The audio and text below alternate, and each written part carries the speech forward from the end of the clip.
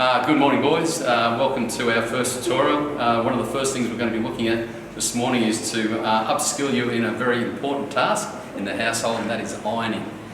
As I always say, first impressions are really important, and how you appear out in public says something about you as a person. So it is absolutely vital that we teach you how to iron appropriately. Not for your family to do it, but for you to learn and be able to do it for the rest of your life. So, in saying that, we had to work out who could we go to, who would be the expert in this space, and unbeknown to yourself, but definitely around the staff rooms of this college, that the gentleman I'm about to introduce you to, not only is he talented in his subject area, but he's a renowned ironer and is immaculate in his appearance every day. So with that, I'd like you to introduce you to Mr. Skuthorpe. He's going to be teaching about ironing and how we go about it.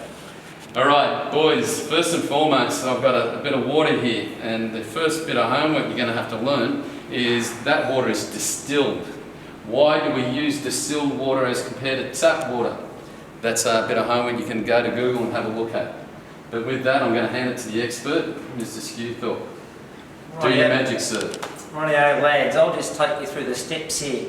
Now, when you begin ironing, of course, you've got to plug it in, turn it on, fill it up with water, distilled water, it was noted, and I always like to begin with the collar. But it's sticking there, so what I did forget to tell you was you've actually got to check the thermostat dial on here, which I didn't do, and because if we go here, we can see that this is a synthetic, and so on my dial I chose synthetics. So I'll go back to the collar, and I just turn it on the inverse, and that's done. And then I begin with the buttoned seamed edge and put the nose through each one of those, hold it down to make sure I get a nice even pleat along the edge. Yep, she's starting to cool down a tad now, and it is beautiful. And then I rotate around the board and progress to the other side. Okay, as Mr. Skuthorpe is ironing, there's the old saying, everything you need to know in life you learn in kindergarten. And one of the underrated learnings in kindergarten is colouring in. And as you can see, Mr. Skuthorpe is literally colouring in, making sure he gets every edge. Whether it be ironing, whether it be washing a dish, whether it be cleaning a car, it's just another form of colouring in, if you can imagine it that way. Yes. Doing a great job, Mr. Skuthorpe. Thank you. And voila.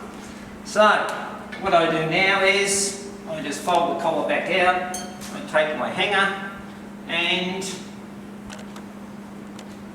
there we are with the collar down, all done. Sensational. No doubt about it. Thanks, sir. So, boys, just a couple of tips. The moron, Mr. Skuthorpe has left.